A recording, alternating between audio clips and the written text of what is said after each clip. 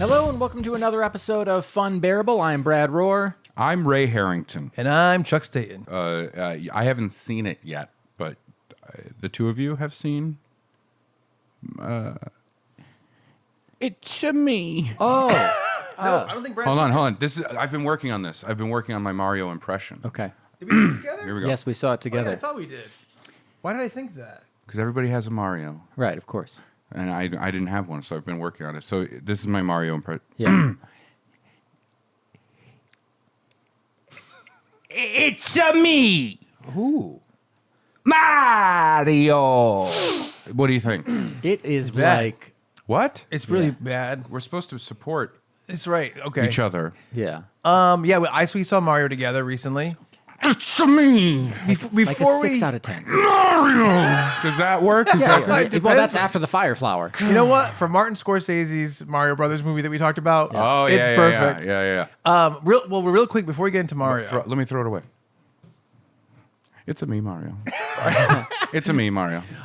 real quick before we get into the Mario stuff, because I do want to talk about it. Yeah. I just want to get this out there. So Blink-182 is one of my favorite bands, and they've gone through a couple breakups. They've gone through a bunch of like near-death things. I don't know if you know about this because I know you're not a huge fan. Like Travis Barker was in a plane crash where he almost died. Okay. And that's what made them reunite for the first time, like maybe 12 years ago or whatever. Sure, yeah.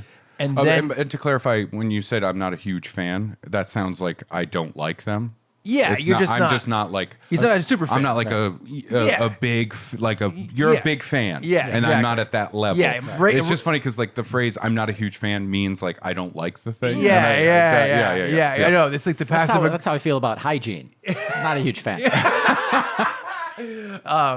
So Travis Barker basically nearly died in a plane crash that killed DJ AM, who he was in another group with, and then they got back together, and then they broke apart again.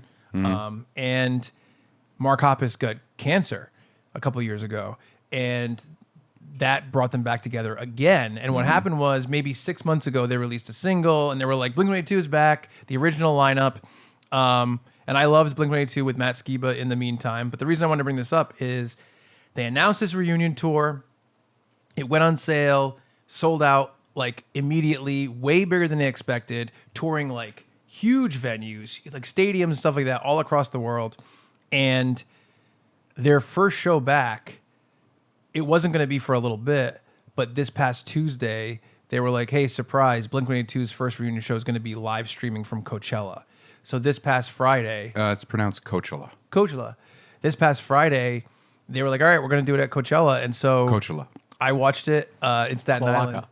And I was like, oh, yeah, this will be cool. I'm gonna go to the show in Boston. I was luckily hooked up by a Tuesday, which I really appreciate, with some tickets. And I'm going to see them, so I'm excited. And I was like, yeah, whatever. I mean, I guess I'll watch the reunion at Coachella. I'm going to see them in person. Coachella. It's not going to... Cloaca. It's not going to... Cloaca. It's not going to compare. Cloaca. And what's interesting is, and me and you have talked about this a lot, I'm kind of like, Coachella. Are people going to care about Blink-182 at Coachella? Coachella. Do you know what I mean? I think. Do you know what question I'm asking? Yes. Yeah, I think that. Well, you just looked at me and you didn't answer me. I was having fun with Coachella. She is fun. Yeah, Coachella. Oh my God. I was having fun with She Coachella. does women's track. Coachella. I think of the attendees of that festival. I'm not going to say the name because I don't want to start a whole thing. Yep. See, Being Coachella. yes, being just interested in different music. Like I don't Yeah. think of Blink-182 as vibing. I think with- of them as like, it's very mainstream stuff that's right now. Okay. And like young. Like I looked at the entire lineup and I just didn't really know a lot of these. I guess I think of it as all of it as too cool for Brad. Yes, and for therefore sure. it is not in my wheelhouse. So I didn't really. That's why I love going. Yeah, But again, I'm like I don't really, if you're like, well, what's the difference between Riot Fest, all these different things? I'm like, I don't know. Yeah. But they were like, all right, they're gonna do it, and so I happened to be free at that time, and I'm like, I'll watch the live stream. It was free on YouTube. Yeah. And I didn't know this when they announced it. Basically, even their biggest tent couldn't hold all the people that came to do it. So Coachella Yeah. had to install a ton of screens for everybody else at the venue. And to answer the question that you were asking, though, like I think Coachella Yeah. is very similar musically to like a South by Southwest, Right, where sure. it's not necessarily a genre of music I that agree. you go to see. Right. You're just going to see all the hot shit. That's what I think. And that festival is going to have all the hot shit. Yes, you know what I exactly. mean. That's what I all think, the hot too. shit artists are going to be there. Right. Like that's why It could be this folk wasn't Tupac a the hologram, Yes, that's at right. Coachella? I think so. Yes. Like nobody going to I don't picture Coachella as being like we're 90s gangster rap fans. Right, We love exactly, it. No, exactly. it's just like influencers and shit like that Popular going to stuff, Coachella and seeing hot shit and taking mushrooms. Like that's Exactly. their whole thing. I don't know. Molly? Is it Molly these days? What are the kids What doing? are the kids doing? What's the at these designer festivals? drug now? What is it? Baby Gap? What do you people do out there? You So- go out in the woods, you get hot. You take your pronouns out in So- the woods. Yeah, you take your he theys and you go out on the desert and you take mollies. I don't know what I'm doing. I'm so So- sorry. I went into something else. But I kind of felt like I'm like, aren't they just going to be like another random like whatever? Yeah. You know what I mean? Yeah. And I was like, well, maybe, they're like, oh, because we're going to be in this place at this time, and it all lined up. But it turned out to be this huge thing. Like, there are videos I saw on TikTok of the entire festival moving to that tent Sure, yeah. to see Blink. Wow. Yeah. And so they came But out. it's also such a big band that everybody big- knows, even if Yes. they're not fans of Blink 182 and Yes. they're not fans of like pop punk. they might They have. know it enough to Exactly, be like, right. I want to see that. You know what's fucking crazy is like our age Yeah. and when Blink 182 was huge, that's like our parents going to see like AC/DC or something like when they were our age. I'm thinking because I think that the biggest like when they first hit was Yeah. What's My Age Again, which I believe is 99. Yeah. Yeah. That sound right? Yeah. So 24 years ago about. Yeah. So I was like, all right. But that's like going to see a band I from know. the 70s in the 90s. You So- know what I mean? Well, that's what's interesting. So, this is the question though. So Blink-182 currently has the highest charting rock single in the past like 2 years. Mm-hmm. So I think it might be a little different than that. You know what I mean? Like Aerosmith, let's say. yeah. I'm trying to think of their latest big. Oh, you know what it was? It was Armageddon. Yeah, I don't want to miss Yeah. a thing. But to That be probably is similar. sure, but to be fair, like the rock charts are nothing compared to what they were in like the 90s Still. and early 2000s Yeah, because of how music has shifted, right? Yes, right. Like- but there are still bands that Oh, are getting yeah. big. Oh, of course. Yeah, I'm yeah. not saying that's not big. Right. I'm just saying like saying number one on the rock charts in 2023 Yeah. is not as strong as saying number Yeah, of one on the course. rock charts in 1999. Of course.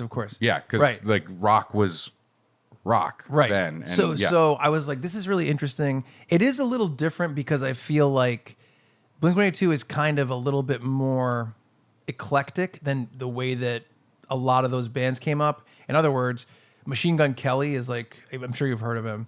yes. Like, well, like, what am I, your stepdad? well, like Travis Barker. In a lot of ways, I am. Travis Barker is the drummer for Machine Gun Kelly as Right, well. right. So it's a little bit more vibrant and a little bit more like current, I guess, in terms of what Sure, they're sure, doing. yeah. And now, I mean, this isn't even something I know about, even though I'm a big Blink fan. Like they're involved with the Kardashians because Travis Barker is dating one of the Kardashians. Yeah. So like the newest thing on Netflix or Hulu, I don't even know where it was. I didn't even know this until I logged in. Is Paramount like, Plus. it's like the wedding of Kourtney Kardashian and Travis Barker is like a big Ooh. filmed thing. Are you going to watch it on Max? I'm not gonna watch it. It was HBO Max. Yes. Did you hear about this? It's going away. It's just going to be called Max. Yeah. I don't like Because it. when you think about like Like the restaurant at Saved by the Bell. yeah, what streaming service has like quality behind it that people recognize with the name? Right. HBO. HBO has been a That's a powerhouse. really good point. Yeah. I thought about this too, and I was Yeah. like, and why- they're like, you know what? Let's get rid of the HBO part of HBO Max. We're just going to call it Max. Because first you had HBO, then you had HBO Go or HBO Now. Yes. But Don't it's even- all getting put together to HBO Max. I have a lot of feelings about the way that HBO and Xbox have branded themselves. Yeah. in ways that I think are so antithetical to continuing and making a strong impact. Yeah. It's so bizarre. I have a like the thing is like the new guy came in after the new merger Yes. with I HBO, know, and it yeah. was like his big move was like, let's just take a whole bunch of stuff off the service, cancel some shows, and start calling it Max instead of HBO Max. And it really feels like they're like, hey, let's take the HBO part out before we completely fuck this over, Yeah. right? Like, doesn't it feel like let's remove I can't even the figure it brand out. of HBO from Max because now we're gonna get brutal. You know what I mean? Yeah. Does that make sense? I don't know what the fuck is going on, but I agree. It's with like it feels like a cop covering his badge number. Yeah, Like, yeah, This can't be good. Yeah, that's HBO's funny. removing their name. It can't be good. That's funny. That's a really the idea of it feels like a cop covering his badge. yeah, is really funny. it does. It feels like that. My whole point was Yeah, it's, sorry. it's not a big thing. It's just that like they came back and I was going to be kind of like, okay, whatever. And they did the show and I watched it live as it was streamed. Mm-hmm. And they came out and they blew me away as I was watching it. And I got like a little bit emotional. I had like tears in my eyes and they were killing it. And Blink-182 is kind of known as not being the best live band, largely because they've made a decision creatively that it's going to be the three of them on stage all the time, and they're not going to expand their band like Green Day, which is an amazing live band that has been like, yeah, sometimes we're 9 people, Yeah, because yeah. we're going to Yeah. fill this out. They were Did you so hear good. Arcade Fire said they're only going to be 3 people?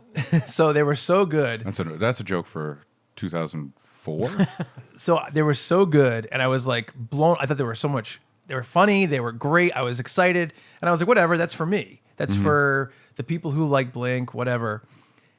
All throughout the weekend, including today, Variety, TMZ, all these things. They're like Blink-182 destroys Coachella. Blink-182 brings mesmerizing performance to Coachella. Everyone's talking about it's this huge thing. Top stuff on YouTube is "I Miss You" from Coachella, and they even did. They did "I Miss You," which is a big single, and you know how it's kind of become a meme to do the Tom DeLonge like "Where Are You?" and "I'm So Sorry," and it has you like YEWWWW. It's like a huge meme thing. Okay.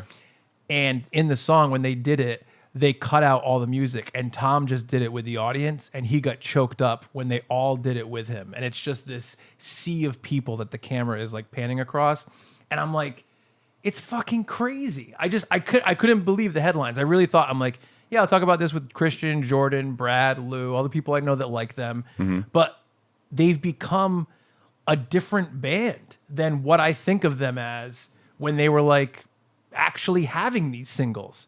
Like "I Miss You" came out in 2004 or 5 probably. Right. And you're like, oh yeah, Blink-182, it's a pop punk band. They're part of the mainstream culture of bands. They're one of, at the time, 20, I don't know how many bands of Right. just like different genres and stuff like that. But this weekend I was like, have they changed because they went away and now people look at them as like this like legendary band? It's so weird. And is there more power in that than sticking around? nostalgia. I don't know if it is nostalgia. That's the thing. That's the thing is, I mean, like, of course it is for the specific singles, but they're not coming out and being like, oh, we're gonna go on like a greatest hits tour. I guess it is similar to like the Aerosmith. When they came out and played, what did they play? They came out and they played a song that is like ultra offensive, that represents them, that has never been a single, and the second song they played has never been a single. Okay. They played the new single. They Yeah. did. Of course, they played the big stuff. Yeah. But they also did like 18 songs total, so they Right, had a right. lot of time. Yeah, I don't know. I just think I Like I think wonder that if kind of when, stuff. when Aerosmith did "I Don't Want to Miss a Thing," Yeah. I wonder, like, what were they looked at as? Were they a current band? Were they an old band? Aerosmith. There's those bands though during that period where like they hit huge in like the late 70s, early Right. 80s. Yeah. Like an Aerosmith that continued on because the 90s was still rock. I think about heavy. You know who else is weird? Red Hot Chili Peppers. Yep. Sure. Yeah. When are they current? Yeah. Is it Blood, Sex, Sugar, Magic? Is it Californication? What's it called? Blood, sugar, sex, magic. Oh, I got it wrong. Got the order wrong. Yep. I think I saw your eyebrows go up. I was he's like, like, he's got to correct him. I'm like, I'm not going to say anything. Blood, sugar, sex, magic. Yeah. Isn't that just a diabetes erection? Yeah. But it was this really weird thing where I'm like, when you give yourself an insulin shot and it gives you an erection. Yeah. I guess I just looked at them as more of a genre band But it Yeah. seems like they've crossed over into more of a mainstream culture than I realized. It's tough though because the identity of Blink 182 for me as an outside I like their songs. I'm not Blink 182, you know, that kind of thing. Yeah. Like I had one of their albums. Sure. Enema of the State, probably. Or maybe I Nurse. have two. I had the cow. Oh, that's Dude Ranch. Yeah. With Yeah, a and I had the damn it's Nurse. on Dude Ranch. Yeah. I had the The cow and the nurse. Yep. Is Enema of the See, State. this is how I'm doing it, right? Yeah. But I really liked them. Yeah. But like we're talking about a band that was on TRL, right? Like that period of time. See, this and is- TRL was everything. It was all genres where you'd get Missy Elliott, you'd get Blink 182, you'd get Britney Spears or Christina You get Aguilera. Tom Green. Yeah. My bum is on the rail. Yeah. My bum is on the rail. I guess this is one of the things that's tough to me is like there's bands like 311, Yeah. Bush, Sugar Ray, Eve 6, Blink-182, Green Day, Third Eye Blind. Mm-hmm. And I don't know if I can really figure out the levels of popularity between these bands. I think there are certain ones that went beyond their genre. Like Yeah. Eve 6 stayed in their genre in terms of fandom mostly, other than like the big radio hit. And I love Eve 6. me too. I'll fucking sing that whole song right now. They had a couple singles that were really, really Yeah, good. absolutely. And then there are other bands that kind of tipped beyond that where literally all of the high school teens are like listening to that music. It's essentially like top 40 for high school in late 90s, early 2000s, Well, that's right? that's the thing. I Because think that's what TRL was. It was like our top 40. it's interesting because I wonder about the idea of the time between songs that were actually big. Mm-hmm. Like I Miss You, when I Miss You came out, it certainly wasn't like a nostalgia band at No, that time. no. But Damn It came out in 1997, and Right. Damn It was a big song. Yeah. So it's a really interesting thing, and I think that I don't know. I just didn't realize that people would care as much. Sure. Like seeing it on the front page of Variety, Yeah. is weird to me. But I think that the driving factor there, and this isn't to say they're not a good band or anything like that. That's not what I'm talking about at all. But it's like when those rumors were going around of a like throwback festival that was going to happen, I think in Vegas. No, we're going to the Weird. Oh, We're so Young it is Fest. okay. Yeah. But I think there was one that was supposed to, It but was it didn't. canceled the first day because of like winds. and Yeah, stuff yeah, like yeah. that. So, Yeah. but it was all like I said, like the top 40 from high school. Here it is, and everybody was like, "Holy shit!" I think there is a factor here of like this was the soundtrack to my teenage years, Yes. and now I'm at this age, Right. And like here it comes again. You know what I mean? Like Right. I think that exists. I think you're right, but I guess for me, what's weird is this. So one of the people that was on that original When We Were Young Fest is Avril Lavigne. Yeah. Which I look at as a similar time period, maybe not exactly the same, but maybe a couple years behind. Yeah, Yeah. yeah. Complicated was the first single. Right. I don't like she wouldn't have that reaction, I don't think, if she did this the same thing. No. But I don't know. I guess I because can't tell. Blink went like beyond that. It was all over. You know what I mean? That's the hard thing. That's all right. Like Aerosmith is a close version of that, I guess, because it went beyond just this thing. And it's probably- also hard too because for us, like I said, like rock and roll was a viable genre. Right. Like not rock and roll. I sound like I an know old what you man, mean. but like rock was a Like band live playing bands, instruments. live instruments. Yeah, was a viable genre Yeah. for being top 40, and it continued on. So for all of our childhoods that Right. existed. So that means for our parents, Yes. who were listening to this new band Aerosmith, Right. Yes. Aerosmith had the runway and the capability of being a band throughout. Yes. Yeah. You know what I mean? Versus like skater pop punk.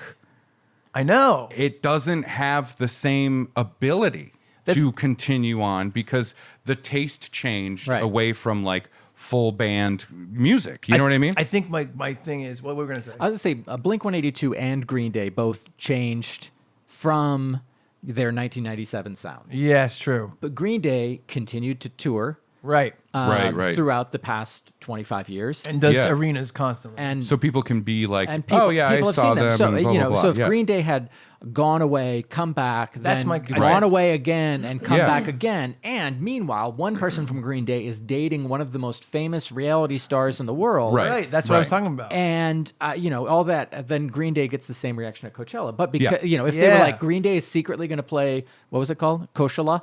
Yep. Green Day is going to play this, Coacula. and people are like, well, I saw Green Day in 2019, Yeah, on yeah. the Father of All tour or whatever. Yeah, Right. There is that aspect, But I do wonder. And listen, Travis has been doing a lot of cool magic tricks, and nobody talks about that. That's true. He But I fills do time wonder- in between. I do wonder about the bands that let's say a lot of bands probably broke between 1995 and 2001. Yeah. How many of those bands would get that reaction? How many of those bands would? Well, that's what's it interesting. just becomes a math thing of like they would have had to have been at a certain level where they could have number ones on TRL and whatever, right? And then go away. Yeah. And that way have that recognition when they come back. If I had to pick bands like that, it's tough because anything I pick, they will have been touring past that. Right. Like, But you know if Offspring went away in 2002, See, this is. You know what I mean? I think that it's part of it. That has to be part of it. Is like if Eve 6 comes out with Inside Out, which is definitely their biggest song. yeah. I think Here's to the Night actually charted higher. See, this is my. You know point. why? Yeah. Graduations. Yeah. So I wonder about the idea of like, if a decade passes. What? I'm sorry. Don't look mad. Don't be mad. Well, I wanted this to be short because Brad has to leave. Yeah. Well, he was going to leave at some point in the podcast anyway, know. you know? So, but you wanted to talk about it. No, We're no, here, no, we're go ahead. talking What about is it. it? And What now is you're it? mad that I'm talking about No, it. go ahead. What? What the fuck is that? How am I supposed to operate? I just wanted to How do finish- we do a podcast if you're like, here's the agreed upon topic we're going to talk about, but I'm going to throw this thing in real quick. And then we're Wow. 20 minutes into the real quick thing, and then you're mad at me for talking about it. It's like you guys are Mark and Tom, and I feel like Travis. Why? I don't know what's going on. No, I just want to finish it. I just want to. Well, go ahead. What is it? It doesn't even matter now. No, I feel bad because I know Brad has to leave. Yeah. I just got excited at the, like, what if the... Yes. That's stupid. Offspring? It doesn't Offspring? even matter. No. It No, doesn't go ahead, even do it. matter. No. Do it. Is it It was a Inside joke Out? and it's dead now. No, it's not. No, Go the ahead. whole runway's been demolished. We cut this in post. How exciting would it be if the always wear sunscreen guy came back? I mean, Is it Baz Luhrmann? Is that who No. did it? I don't know. No, Baz Luhrmann? Wait, Baz Luhrmann did a song around that time. Yeah.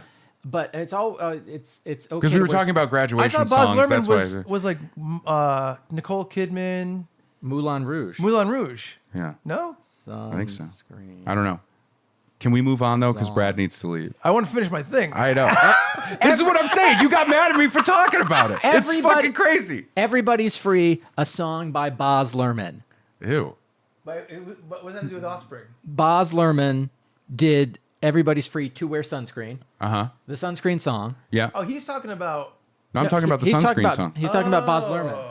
Because we were talking about I get it. graduation songs. Yeah. 'Cause No, I remember. Yeah. Green Day Wear also sunscreen. had Wake Me Up Time in of- September. And, Time of Your Life. Oh, yeah, Time of Your sorry. Life, Time of Your Life. They also had, didn't they have Wake Me Up? Yeah.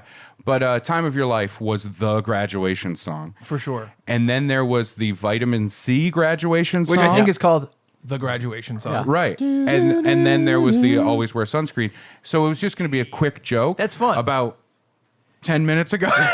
So my point is this. I think there probably has something to do with the idea of having a huge break Yes. when you come out, because Blink-182 came out with What's My Age? Like Damn It was big, but What's My Age Again and all the small things were the real big ones, Yeah, like the yeah. huge ones. And then nearly 10 years later, feeling this I Miss You, which I Miss You could be their biggest song. Mm-hmm. It might be, I don't know. And it happened so much later that if you were 17 in 1998, you got What's My Age Again, Right. and all the small things. Then if you were 17 in 2001, you got Rock Show and First Date. Then if you were 17 in 2005, you got I Miss You Chuck and asked Feeling you out This. on a date. Yeah. Well, you know what I mean though? Yeah. So Not it's like 2005. But it's just like if you think about that, so the person Sorry, that was 2025. the person that was 17 in 1998 is now 25. Sure. And it must have just like spanned a specific time period. Yeah. That is wide, which is what happened to Green Day too. And let me put it this way. Yeah. Like we talk about bands that were huge but continued on, Yes. so they don't have that same holy shit. Right. Yeah. I think I thought of like the perfect example band, Weezer. Yeah. Weezer continued on. Weezer. Yeah. If Weezer did Coachella, people would be like, "Yeah, Weezer's at Coachella." Right. But if Weezer had stopped, You're right. That's perfect. in like 2002, 3, 4, whatever, Right. and then suddenly like we're coming back, Yes. it would be fucking bananas. You're probably right. And that's very similar because they did have those hits at different time At different periods ti- exactly, that yeah. continued to Yeah. get Yeah. bigger or whatever. Yeah. And Green Day too, because Green Day with Basket Case was 94 and American Idiot Yeah. which is huge, was 2004. Yeah. But they got too political. They got so political. But it was really exciting and touching to me to be like, oh, like way more people are connected to this than I realized. Yeah. Because the other thing is, as much as like people know all the small things and First Date and all those songs, they are playing 18 songs. So that's way more than just these top 5. Right. Sure, of And course. people yeah. are and to say like all this positive stuff, it would just, especially after Mark Hoppus gets cancer and Tom goes away and they kind of have these big things. It really touched me, and then seeing it affect so many people in such a big way was like, I don't know, it really made me feel Yeah. connected to That's people. how Funbearable is affecting I you. was going to say, I look forward to in 2041 Yeah. coming out and doing a live podcast with at, some 41. at whatever Coachella is around. I'm just going to be a hologram at that one. That is fair. That is fair. Coachella. Yeah. Podchella? Oh, no, it's going to happen. It's going to happen. It's Mark Maron's hologram. Oh, no. But yeah, all I want to say Coachella. was like it really touched me to see people appreciate them so much. Yeah, when absolutely. I feel like it's hard for bands to get appreciated sometimes. No, I You know? agree, yeah. Yeah, it was really cool. You mentioned Sum 41. Is Avril Lavigne still with the Sum 41 guy? Yeah. No, Yeah. but but they divorced. Does nothing last? They divorced, and he continued to produce her album. He got a really good song out of it. Oh yeah, Yeah. What's it called? I don't remember. Her- It's a song. You know, you Alvita Zen Avril Lavigne. yes. yeah. Yes, that's it. She almost died. She had Lyme disease. I did hear this. And she was like, There's conspiracy theories that she That she was replaced, that she was replaced. which is hilarious. I know. Like, truly hilarious. Like, the idea that someone would believe that, like, no, at the time, she was so big. I'm like, no. Like, they have that theory about... Andrew W.K. Andrew WK. Oh, that's Yeah. right. There is the Andrew WK, but it started with Paul McCartney Yes. in Right. the Beatles. Right. Yeah, Paul's People dead. thought he was because he did get in an accident on Yes, a yeah. scooter or a motorcycle. Yes. But like it was just an accident. Yes. Yeah. And he was fine. Yeah. And so people really believed that shit, which is very funny. Yeah. And for it to continue on and exist in the modern world, I know. with intranet and whatnot, Yep. right? And people like the idea of like the studio or the record label being like, we have to find an Avril Lavigne copy, Yeah. because if people find out that she died, Yeah. chaos, Well, chaos. one thing's for sure. I'm the same person I was when we started Funbearable. Bleep bloop. You know, deep fakes. Oh, he is. He is still a robot. Yes. Yeah. I'm an upgraded model. But yeah, so speaking of stuff that we loved that is currently back in the pop culture sphere, Nice. the Mario Brothers have come out with a movie. That's right. You know what's funny? The idea of being like the Mario Brothers, Yeah. and Luigi's just like, you don't mean me. You don't mean me. You just mean Mario. The family Mario is what I'm trying to say here. Ooh, I would watch that movie. Yeah, oh. the family Marios. That's part of this movie is his whole family, and they Yeah. I thought they killed that part. Yeah, they did a good Don't job. tell me great. anything else because I'm going to go see it on Wednesday. I'm Or no surprising spoilers. my 9-year-old No son. spoilers, right? I'm surprising my 9-year-old son. I'm going to pick him up from the bus and then take him to the movie theater, Mm-hmm. and we're going to see the Mario movie. Real quick, I there's something in the back of my head I seem to remember because it's the Mario Brothers, Yes. which would tell me that it's a last name. Yes, Mario, and Luigi Mario. We can't do this. That can't happen. Why not? Why not?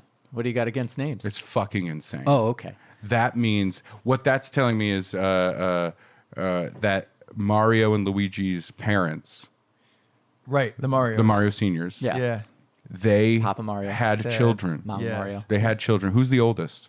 Mario, Mario. I guess. Yeah. Yeah, I think- Luigi's the little brother.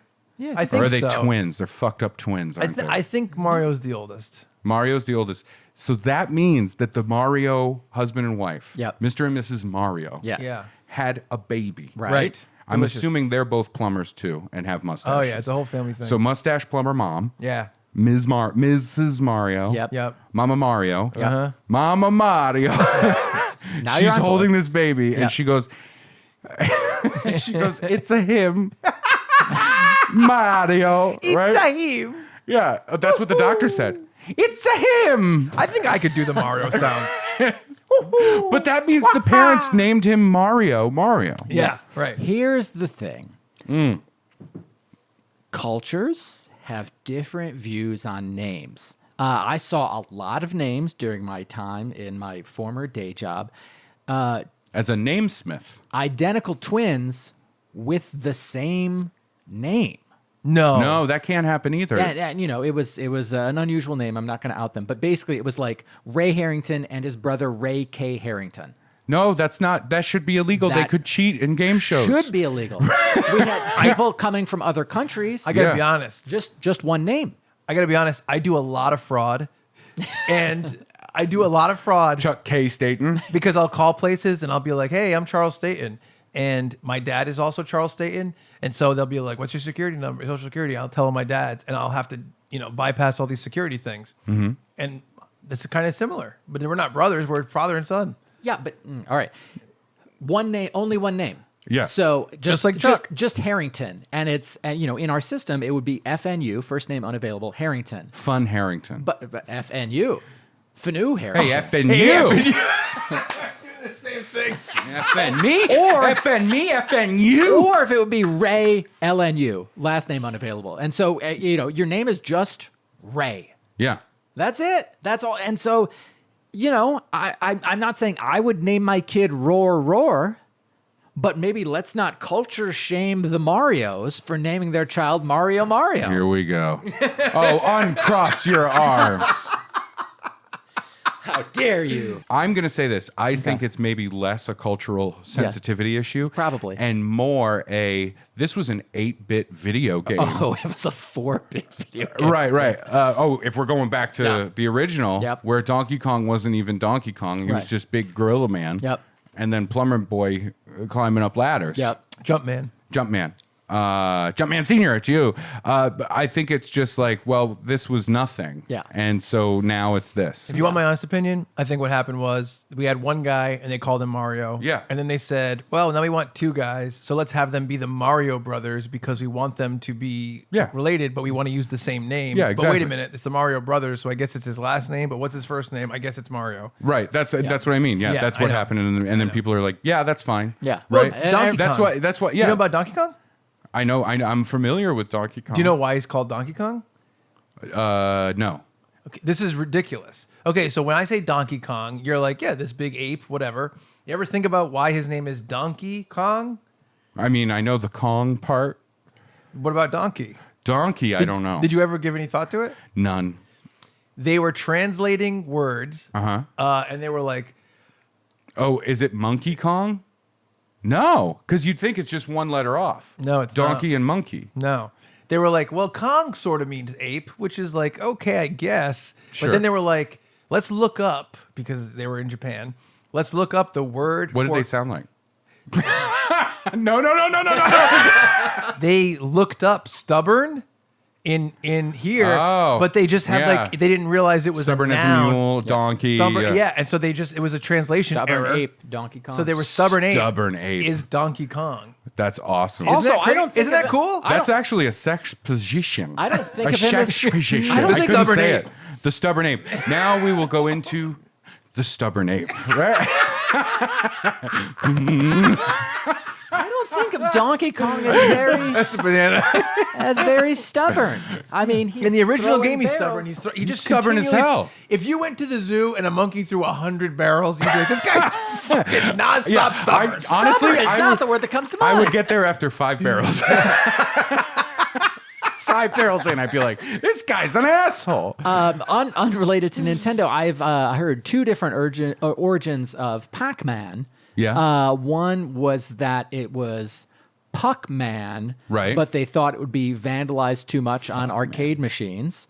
Oh, that's interesting. And if the it oth- was Puckman, Chuck would be like, hell yeah. And it's Fuckman. The other one is that the Japanese word for to eat is paku, P-A-K-U. So is Pac-Man? And- Yeah. And That's so it's it. just- That seems like which that- makes that's- more sense. yeah. But I don't know which one is accurate. I wasn't Pac-Man. there. I think Pac-Man sounds right. Pac-Man. Yeah. yeah. Ms. Pac-Man. Anyway, we're bringing up Mario, and I'm going to give you my spoiler-free review for the audience. Yeah. Visually, 10 out of 10. The idea of trying to take it and make a story out of it, I think, in terms of like, where's the princess? Who is this? I think 10 out of 10. Music stuff, design, 10 out of 10. But it just felt like a movie. Fonts, 10 out of 10. Yeah. But it just felt like a movie that was made for very, very young audience. So it feels pretty weightless, but very fun. Yeah, I was surprised at the tie into the Saw universe. Oh, I'm sorry, Ray. I forgot we weren't supposed to. At the spoil very it. end of the movie, Luigi stands up. Yes. And you're like, what? Yeah. And then he's like, let the games begin. How And excited were Mario's you? like, let me out, let me out. When you saw that moment for the first time, Genuinely, I was in my dorm room. Oh, it's the I best. pirated the movie because Yes. my roommate showed me pirating. Yeah. I pirated Saw. Yeah. I was with a lady. Ooh. We're sitting on the bed watching the movie on my computer screen, the CRT screen, right? Like the Yes. big boy. We're watching the movie. I like jumped out of the bed, out of the dorm room bed, and I was like, "What?" It blew my fucking It was mind. awesome. It really did. Like, it was so good. yeah, it was wild. Can I It tell was you wild. a dumb story of watching a movie with a young lady? But the last thing I'll say about Okay. that really quickly is like I didn't have shags.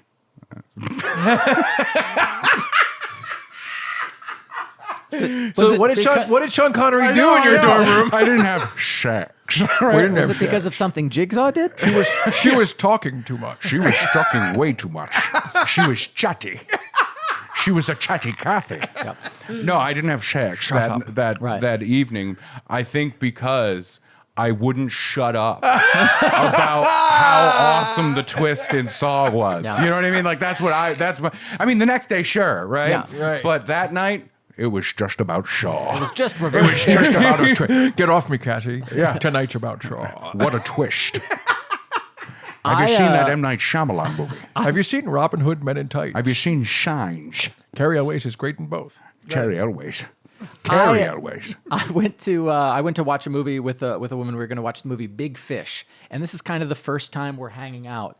And I'm like, all right, like I know this is an emotional movie, but also like my crush on this woman has waned, and I walk over to her apartment and I get there and I walk in and I'm like, this is a Just Friends movie, right? Oh, no. Not my. You needed a phone call from my friend Sean Connery. Actually, hold on. Just friends. Losers say just friends. Winners go home and fuck the prom queen. This works out well because I have to leave, but this is the right out point. As Chuck and Ray continue to talk, just imagine. You gotta stop cackling. What a stubborn donkey.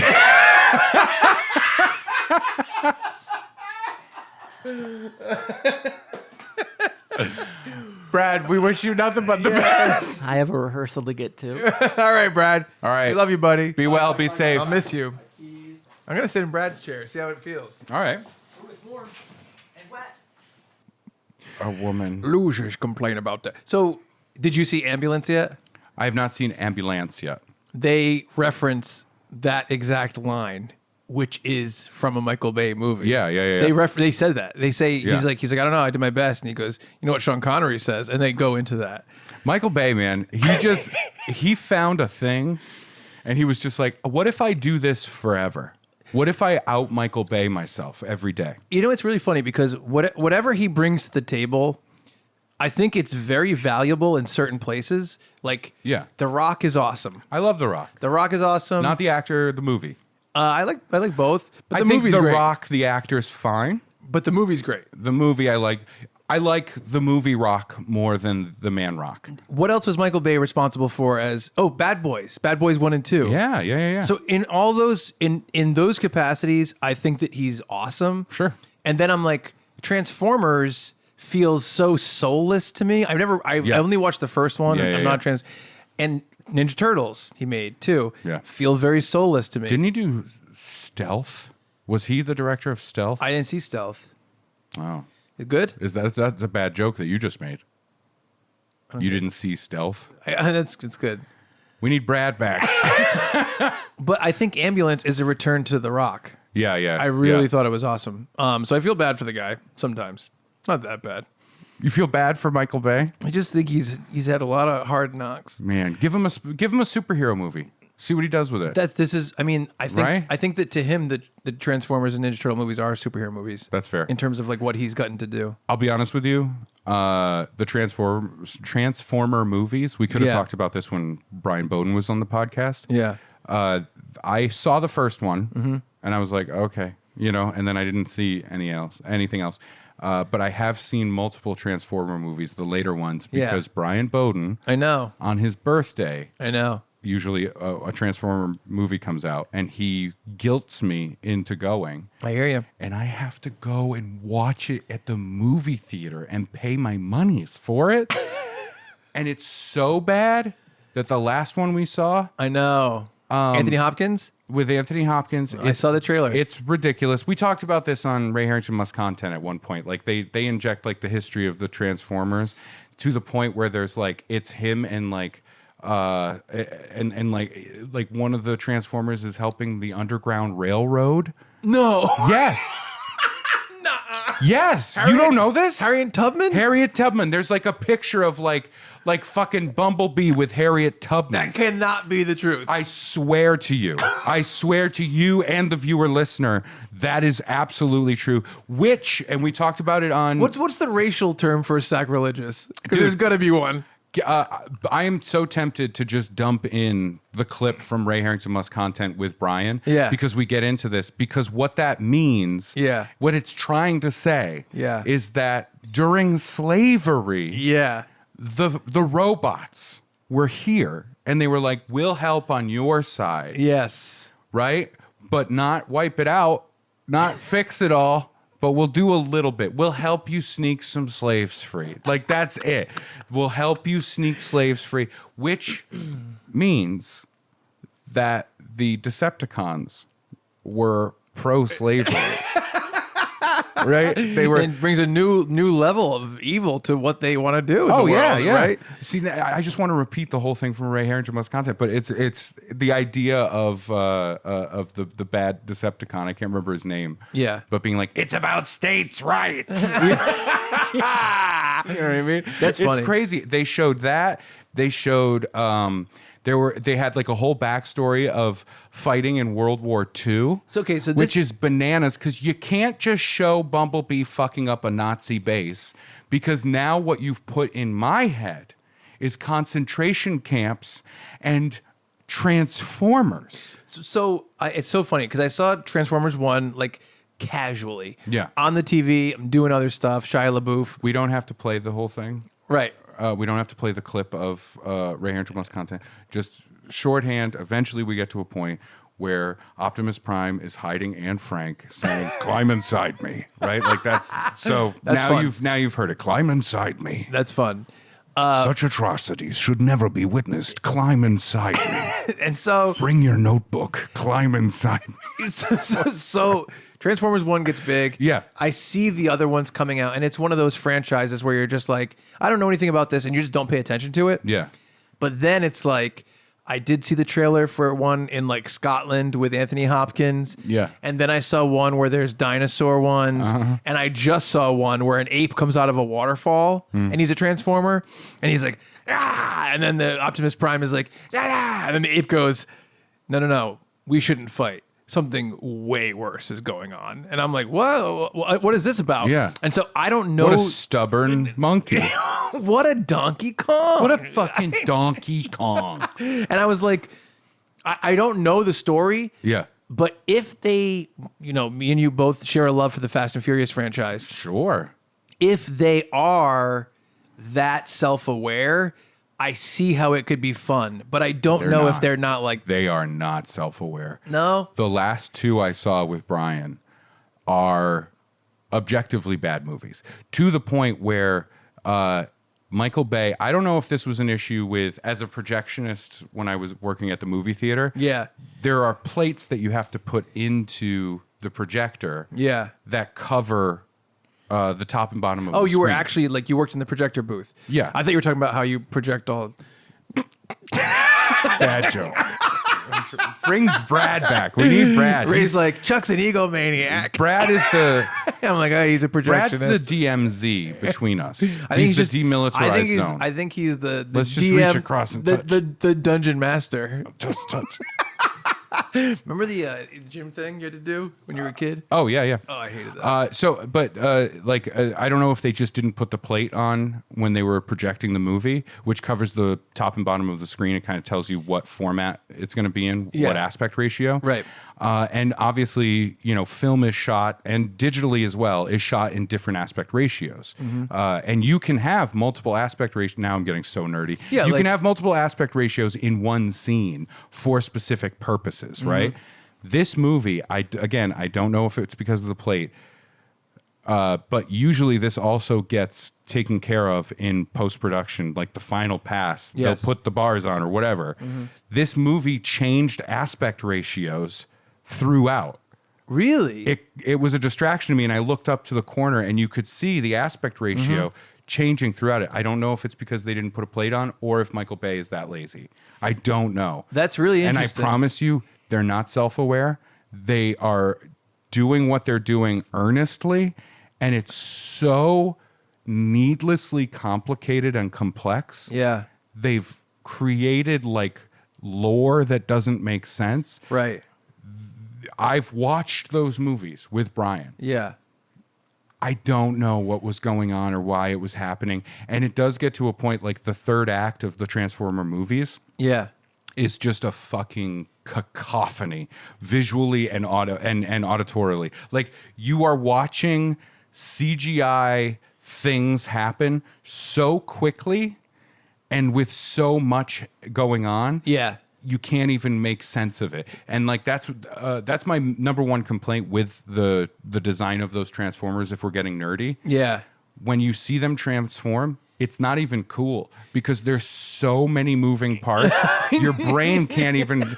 I'm like, oh, it I've just turns into metal mush, and then it's something else. I've noticed that it's because I remember when I was buying my first 4K TV, I was in Best Buy and it was having like a one where they were like fighting around like buildings and highways. Yeah. And there was like glass shards. And I'm like, okay, well, this is translating that like the picture is extremely clear and you can see very minute details. Yeah. But also, yeah, when they do transform, it is like for a second you kind of shut down as a human watching it. Yeah. Because there's too many things happening to look at. Right. Here's 4,000 moving gears. Yes, right. And little sharp ends. Yeah. And now it's a car. Right? Like it's like a dove comes out and then it's a car. It's insane. Yeah. It really is insane. I wish it was self-aware because that would be fun. I think a fun yeah. Absolutely. Like take it in that direction of like I'm trying to think of one I'm blanking right now, but like oh no, I just totally drew blank. Yeah. Like 21 Jump Street. Right. The A-Team movie Sure. ish. I think 21 and 20 Jump Street are a great example of saying, well, here's what the thing is. But let's make a different thing, basically. Let's just yes, exactly. That Yeah. that sort of revolves around the original idea. Yeah, but like the John Wick movies and the Fast and Furious movies more so. They know what they are. They're self-aware and they do the thing. However, the humor is it's interesting with Fast and Furious. The humor is still like the level of humor in a Fast and Furious movie that is self-aware is the same humor that would be in a Fast and Furious movie that wasn't self-aware. Does that make sense? Yeah, The humor absolutely. is still not great, right? Like the comedy beats are kind of generic comedy beats. Well, this is one of the things I wonder about Fast Sorry, and Furious. Luda. See, so Sorry, Tyrese. So when you say that, just for the audience, because I know what you're talking about, you're talking about the intentional comedy beats. Yeah. But there are moments like when Vin Diesel crashes his car into one side of a highway bridge to fly out Yeah. and catch Letty and land on a car on the other side of the highway bridge. To me, that is a comedy beat as a viewer. Sure. Yeah. And there is a part of me that believes that they're like, this will translate as so over the top that it's silly in a fun way. Yeah, I just never see those scenes and laugh. I see those scenes and know they're ridiculous. Yeah. But appreciate what they're doing. Me too. Does that make sense? It's more of a smiling moment. Yeah, like the logic of if you lived in the Fast and Furious universe. If I did? If you lived there. Oh, no. You're already having sex with Charlize Theron. You're already there, right? Yeah. And You're Ludacris. like, I'm a bad guy now. Oh no, I was there for such a short amount of time and I have a Mack truck full of VCRs. DVD players. I remember Johnny Tran. I know what All he right, did. all right. I know what he did. But no, I think the funny of like that universe Yeah. is if you did live there, yeah. all you need to know is no matter what happens, Yeah. you could fall out of a plane. Yeah. As long as you land on the windshield, you're fine. Yeah, right. If you land on the hood It could or the hurt. top of the car, you could die. Yeah. But if you land on the windshield, totally fine. Yes, totally. I love the franchise is great. The last one for me was a little it was creaky because it turned a little too soap opera to me. We've talked about this. I love the last one. Yeah. I really loved I loved the space stuff. I loved the crew from Tokyo Drift coming back. Sure. Oh yeah. Oh dude, Han, I'm a Han guy for life. I love Han. I think one of the saddest moments is Gal Gadot Yes. dying. I love the way they did it. Oh my gosh, she sacrifices herself, Chuck. I got to be honest, I wouldn't be surprised if they bring her back. I would love if they bring her back. I wouldn't Are you be surprised kidding at me? all. I wouldn't be Are you surprised. kidding me right now? I love those movies. I've always said I wanted a scene. I think I might have said it on the podcast. I've always wanted a scene where Dominic Toretto pulls up to a red light and then a muscle car pulls up and it's John Wick. Which I know. And he just goes, "Nice car." They released Back to the Future. I think it was Universal released a picture. I don't know if it was just fan made, but it looks pretty great. And it's Dom, and it's a view from like below in the car, and it's him in the DeLorean. And they That's released great. it on April 1st, and I'm like, fuck yeah. That's fun. Yeah, this is a funny summer because we got Mario. Yeah. We have a new Transformers movie. We? Maybe you do. The collective I world. don't. Fast and Furious. Yeah. Indiana Jones. Indy Jones. Yep. Ninja Turtles? Can we talk about?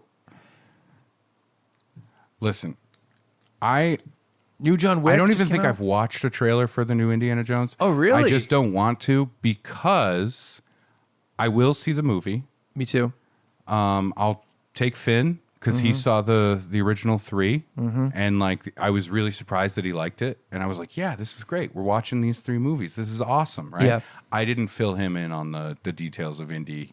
I was and gonna the say, original dates of he's too and young. How time He's works. too young. Right. He's so young that Indy would be into him. Three. Dr. Jones. What a stubborn monkey. What a stubborn monkey. Indiana Dunk.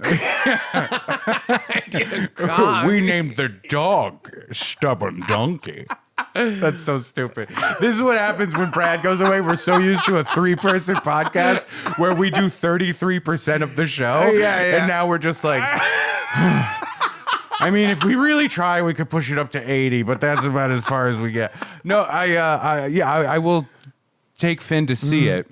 But dude, like hot water burned baby. I learned my lesson. I put my hand on the stove with the 4th Indiana Jones movie. Well, I just found out something about the new one that I didn't realize. My son saw the fourth one when he was 8 years old.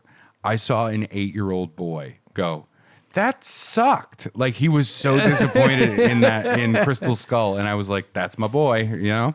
George Lucas was like part of the storytelling team on all of them, Yeah. including Crystal Skull. Has nothing to do with Indiana Jones 5. That's interesting. Isn't that weird? Yeah. Because there's a question of why. Like why? I just wasn't interested in it. I didn't feel it. Steve didn't like my ideas. That's what I was gonna say. That's what it is. That's the direction to go in. Steve didn't like my ideas. What if he met like What if there was a big statue of Count Dooku? I was gonna say, We always said that maybe we'd have him cross over. Yeah. I'm just thinking maybe this is time. I think maybe one of the things he finds on his archaeology dig, something that could be from a time long, long ago, from far, far away. They have a, what's it called? Technically, it would be a previous civilization. They already did have the hieroglyphics, right? You know about this, right? What? In Indiana Jones, the hieroglyphics in Raiders of the Lost Ark have stuff from Star Wars in it. Oh, okay. Indicating it's the same universe. Yeah. I mean, it's funny because I love Indiana Jones and I appreciate the world a lot. And I really think that there's like a whole space of adventure movies I wish there were more of. And Indiana Jones is like top tier. But it was not something I was super close to. So like everybody else, I'm just like Crystal Skull. Like I liked a couple moments in it. I like the idea of the nuclear bomb and he's in the refrigerator. I thought that was cool. That was a Back to the Future. Yeah. It was originally in Back to the Future. Yep. But Indiana Jones 5, some of the parts look cool in the trailer. And I do think it's interesting to read that they're like, oh, we're not de-aging Harrison Ford. Yeah. We're using footage of him when he was younger. Because we have so much footage of him with Steven Spielberg and George Lucas that we're actually using footage from that time period. But it's weird. It's weirdest weird. thing. Why? Weirdest thing. You don't need to. My buddy Rupert, great guy, has helped us out. He told me, and I think Do the nickname that you use when he's not around. Droopy Roop. Droopy Roop. Droopy Poopy Roop. Droopy Poopy Roop. It's true. He told me, and this cannot be true. Now you're doing a song. Droopy Poopy Roop, it's true. Ooey gooey goo, I love you. This guy's Dad, come back. This guy sounds disgusting. Ooey gooey. Yeah. Droopy Poopy. Droopy Poopy. He told me this. There's no way this is true. He says Indiana Jones 5 will be about him going back in time to team up with his younger self from the 80s and having to solve something. No. And he's like, that's what the Dial of Destiny is. It's a time machine thing. No. It doesn't seem like that's possible. It does not seem like that's what's happening. But that's what he told me. No. I hate it. I fucking hate it. I'm sorry, but I do. Can I say something? Yes. Endgame pulled it off. Sure. And on paper, fucking bananas. Right. But it's a different world. You know what shot I liked? I recently rewatched this. I didn't see it. I hadn't seen it until since it came out. Yeah. But when I was stuck on the cruise, the boat, when I was lost at sea, I only have so many things I can watch. I watched Logan again. Logan's Logan. Yeah, Logan is great. No. I thought you were going to say Wolverine. Sorry, I was thinking of Wolverine. Logan's rules. Awesome. I love Logan. It's great. And you just remind me of the fight that he has with the clone of him that is the younger version of him, and he does the fight. That's fun and good, but that's Wolverine who would fight clones and things. And I know. It's like, you don't have to do that. Don't do time travel. Please don't do time travel. Actually, because time travel worries me because it's too tempting for lazy writing. Does that make sense? I agree. You know what? This actually brings us to a thing that we talked about bringing up on the podcast that we haven't been able to bring up yet. Rolling back women's suffrage. So we don't want them to vote. Well, you don't. And I'm saying let's hear them out. Right. Yeah. No, we talked about Scream 6 when you were on the boat. I was like, I texted you and I was like, "Oh, do you mind if me and Brad do like a bonus episode about Scream 6?" And you're like, "No, go ahead." Back, help, I'm stuck, help. And I was like, yeah, Scream 6. What did Ray say? I don't know. He sent coordinates? Fuck him. So we'll just do a solo. It's fine. Oh, he's stuck at sea. Let's just do an episode. So I talked about the idea of like, I'm like, oh, Ray wouldn't want to do a deep dive on Scream 6. Sure, yeah. And I said that in the beginning. And then you made the comment on Facebook about like, I like to talk about movies too. I don't want to talk about Scream 6. And I wanted to clarify the comments. I don't think that's the tone that I had when I was like, But the reason I brought it up was because people were like, Scream 6 should go supernatural. Even though all the Scream movies are not supernatural. Yeah. And you were just bringing up the idea that Indiana Jones 5 bringing in time travel in the fifth movie 40 years after the first one, Right. it would be like a shitty choice. It also sucks because like there's within the Indiana Jones movies with that universe or whatever, the MacGuffin by the end, there is ultimately some form of other. Yeah. Not supernatural or extraordinary, whatever it is, right? That's what I love in the trailer. They say that. Okay, but this is what I'm saying is like that you have those moments, right? Yeah. I think 2 of them are biblical. Mm-hmm. Right? Yeah. The Grail. The Grail and the Ark of the Covenant. Yes. Which is also biblical. Right. And then you get the middle one, which is like a little dip, and that's more just like mystical. Right. That's mysticism. Sure. Kalima, all Right. that stuff. Yeah. Then the 4th one's like, yo, aliens are real. And they are the old pyramids, basically. You know, like that. And it was just like, what? And then it turns into a spaceship, and there's like a black hole that happens. And I'm like, we don't. I know. The other movie, he just goes, close your eyes. Yeah. Right? And then a guy turns to wax and melts away. Yeah. Great. Yeah. I love it. Now I just sound like an old man. To then also be like, oh, and time travel. Like we're getting to a point by the 5th movie where you're like, so the Bible is real and accurate. Yeah. Also, like voodoo magic is real. Also, aliens exist and were here a very long time ago. Yep. And now time travel is also real. Yeah. So listen, when you're flying around with the aliens, don't run into my time travel machine. Yeah. Because I'm also Jesus. trying to avoid angels flying in the sky. Yeah. Like it's like, no, you have too many. Yeah, You know I what I know. mean? It's like, oh no, Moses has a voodoo doll. Right? It's like insane. Wait. Let's go back to yesterday before you got it. I got it. We'll go back to yesterday. I'll ask the plobiomes, the guys from outer space. I'll ask the plobiomes to shoot us back. We'll go back in time to before Moses got the voodoo doll. Yes. Simple. I mean, I will say, And then we're out in Egypt and we go, ooh la la. ooh la la, devil's advocate. I do think it would be kind of fun to have a universe where 90% of it is normal, like we normally live. Yeah. And then there are like these little dips into supernatural stuff being real, which is kind of what they did. And now they're just Yeah. doing more. And you're saying basically how much of this you're going to stack up. Yeah, Like yeah. are werewolves going to be the next one? Well, and that's my thing is Yeah. like the first 3, it's like, okay, at least with this, I can see that There's a through line. the supernatural elements here are deeply connected to the archaeological thing they're finding, right? Right. And then the 4th one's like, yeah, it's archaeological aliens. It was aliens. It's a the skull. Mayans It's a were crystal aliens. skull. They were all aliens, Yeah, right? yeah, And it's like, whoa, that's weird. Yeah. And then the time travel thing, I'm like, there's no thing in archaeology where you're like Yes. time machine. You know what I mean? Yeah, like yeah. that's that to me that bums me out. I understand. And I think the easy out there is like, why would he be, as an archaeologist, why would he stumble on it? Oh, because time travel was invented way in the future.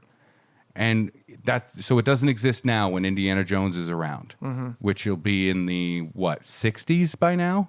I guess so, yeah. Because it was the 50s last time. Yeah, right. And so a time machine from the future traveled back to the ancient past, and I'm uncovering this time machine. And it's like, fuck off. You know what I mean? I know, I hear you. Also, doesn't it feel weird when Indiana Jones isn't fighting Nazis? I know. I like my Indiana Jones like I like my Transformers. fighting Nazis.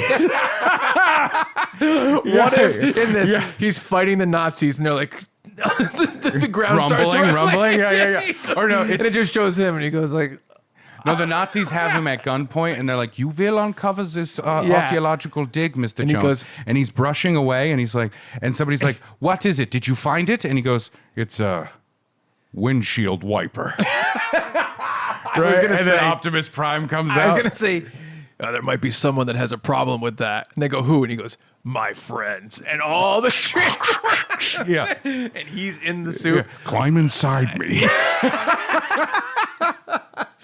Indiana Jones grabs his hat. Oh my god! You know what'd be funny? In the beginning of this 5, we go in to see it, and he goes to like have a coffee, make a coffee thing, and it doesn't work, and he goes, "Oh, I hate robots." Me and you look at each other, we roll our eyes because we know what's coming.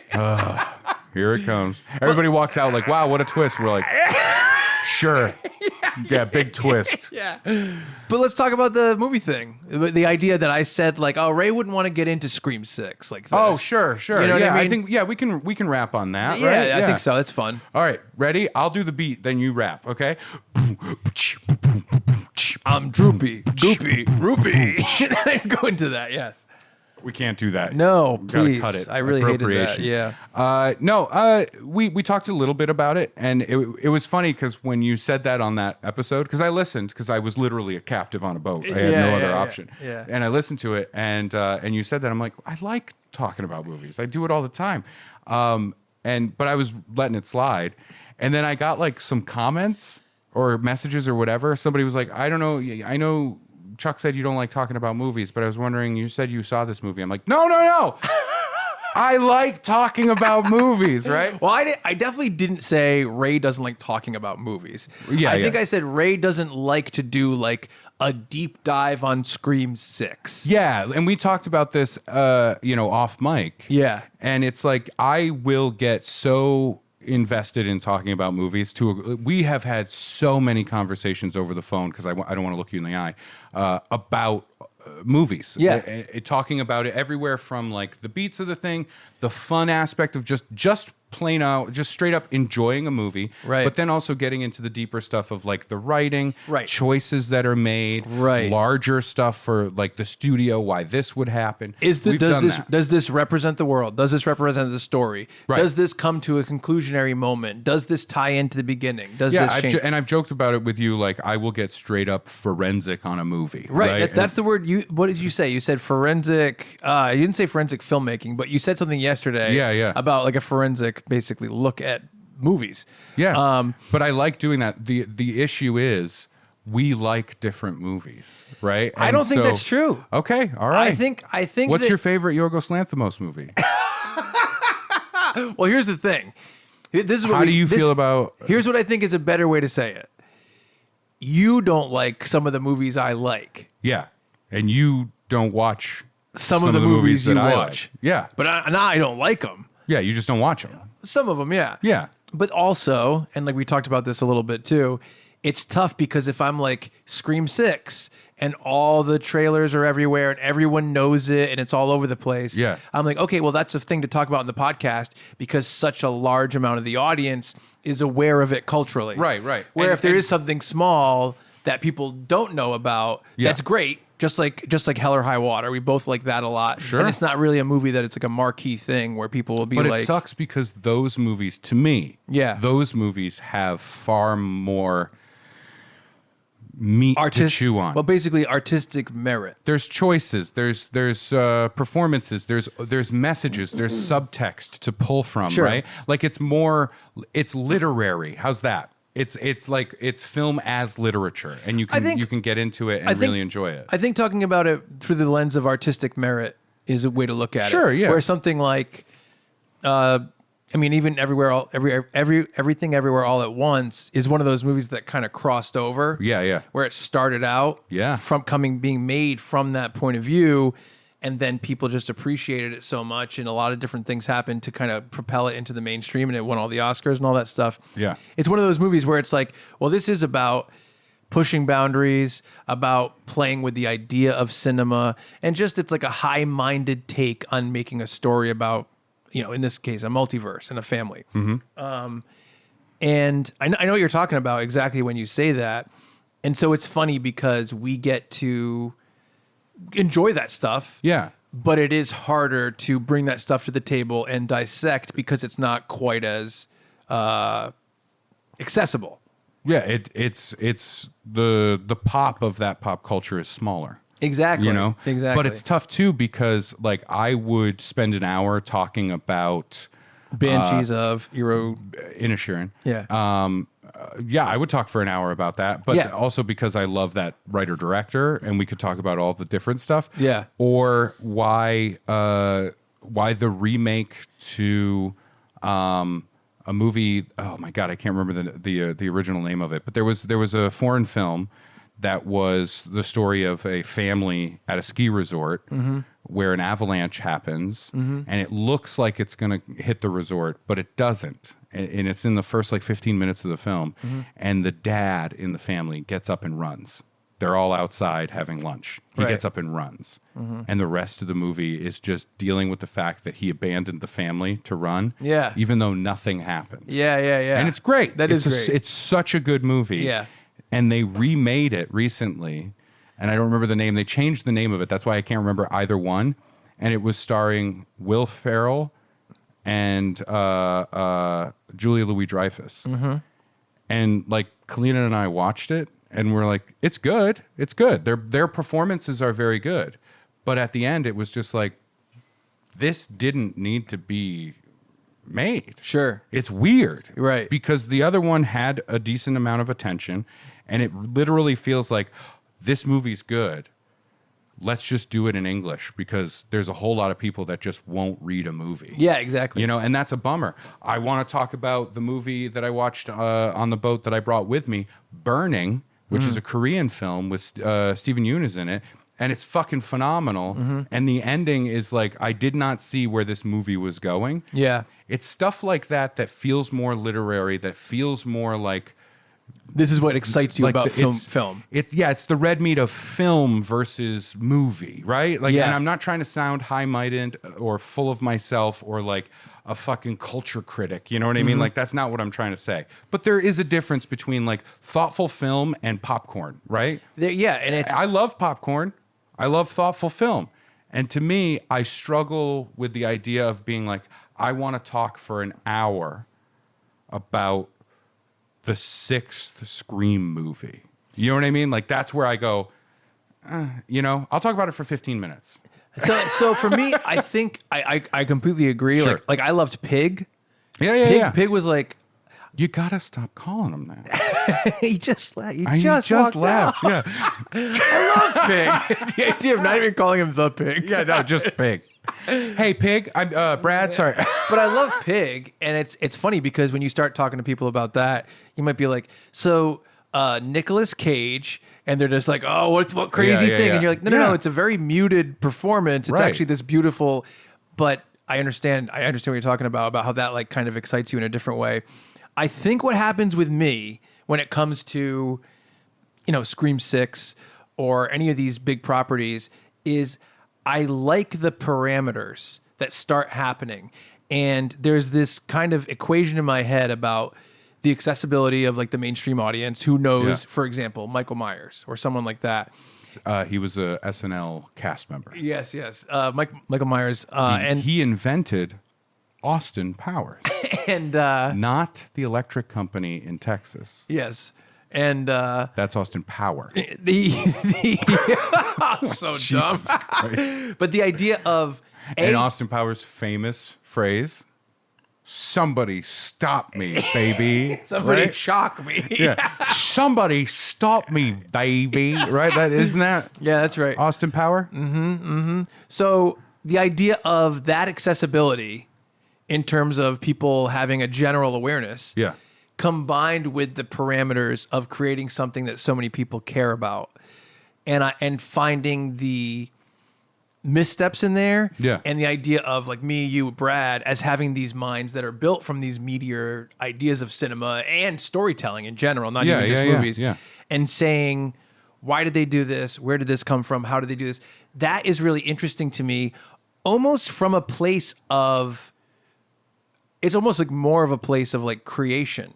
Because it's always from the point of view of like, well, what if we were put in charge of this? Sure, no, I What understand. difference? Yeah. So to me, and it also, you know, sometimes like there's not going to be a lot of times where I'm like, let's sit down and talk about how we feel about this existing thing for an hour or whatever.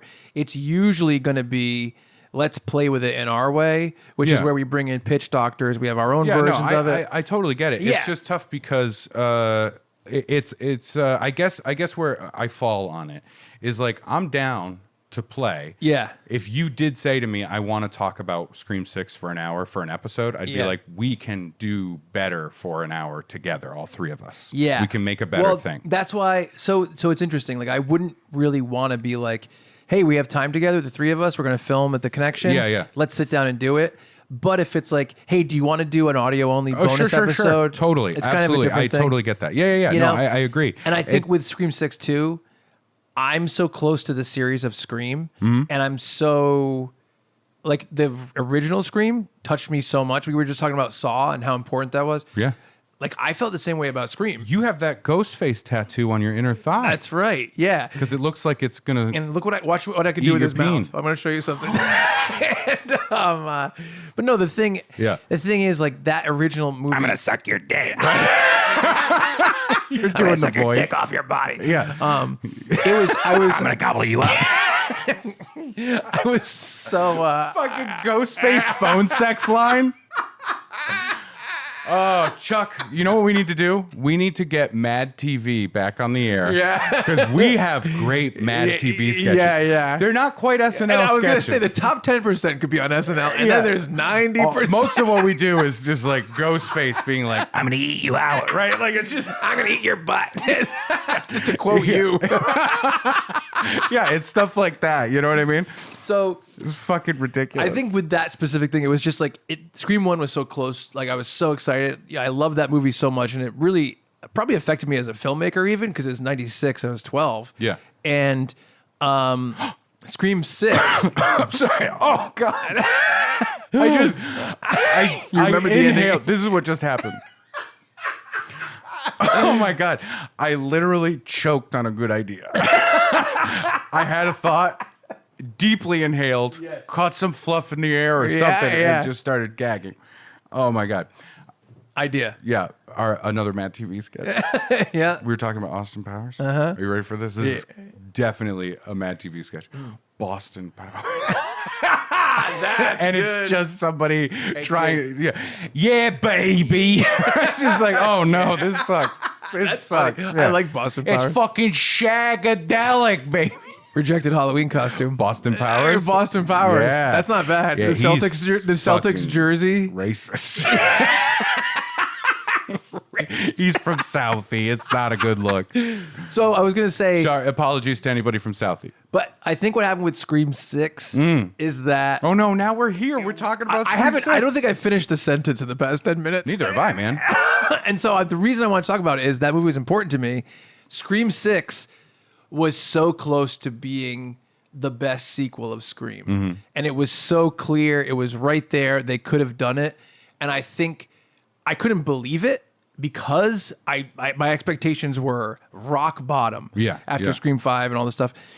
And then last 5 minutes, I feel like they blew it. So I felt like I needed to express that. Sure, yeah, But most of the absolutely. time, what I want to do with that kind of big stuff is I want us to become part of it and us to take our own ideas to the table. No, I get that. Yeah, you know? and like that's stuff to play with when it is more pop culture-y stuff. Exactly, Right? You're not going to exactly. have a fun thing where it's like, but what if we were in The Lobster? Right? Like that's not going to work. And I get that. I get that. Yeah. You know, oh, what if we, you know, the What killing. if Ray was in Hereditary? Right. No, that's even pop. That's pop stuff too. Yeah. But I'm talking like I'm keep pulling Yorgos Lanthimos movies, but like, oh, if we were in The Killing of a Sacred Deer, Yes. and we were all given the same curse, Yes. how would we deal with like it's Yeah. I like that kind of stuff and really talking about those movies, but Yeah. I also recognize that would be for a very dry film podcast where we Exactly. talk about stuff and bring on filmmakers and talk about things like that. And I recognize that that's not what Funbearable is. Yeah. But it does sometimes bum me out where it's like we're doing the fun popcorn stuff where I'm like, but I do like that too. Yeah. So I don't. That's when the wrestling comes in for me, where I'm like, no, I don't want to spend an hour talking about Scream 6. I don't even want to see Scream 6. It's just not for me. Yeah. I'm not saying that's a bad franchise Yeah, or yeah, anything yeah. like that. It's just like, yeah, I'm fine. Yeah. I thought Scream was great. Yes. I really liked it. Beyond that, I'm fine. I hope you guys enjoy your movies. Yeah, yeah. You know what I mean? Yeah. There are other things that I'm excited about. And I'm not trying to say it like, snob versus cob or I'm better than or anything like that. I love popcorn stuff.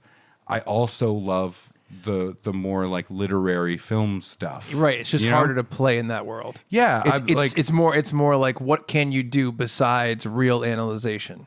Yeah. I'm like, yes, I want to watch that obscure Russian film from that director because because his work should be recognized the same way as Jon Favreau. No,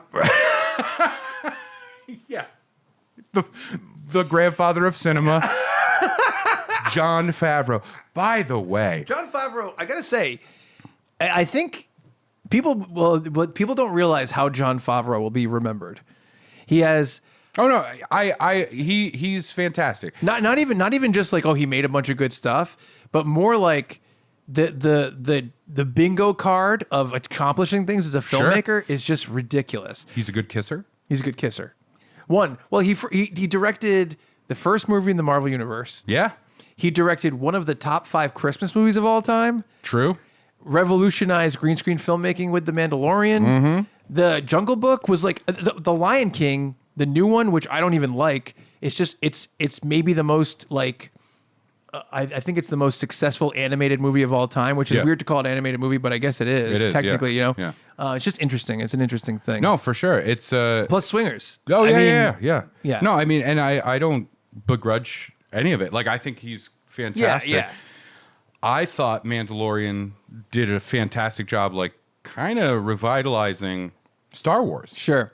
My issue now, I know. if we're going to get into it, I know. just at the very end of this episode, just to drop it here. Yeah. Spoiler alert for anybody on season 3 of Mandalorian if you're not caught up. I think there's only one episode left of the season, which is baffling to me. Well, let's just finish this thing. So you're down to jump into the playing once in a while, but it's hard. But it's well, to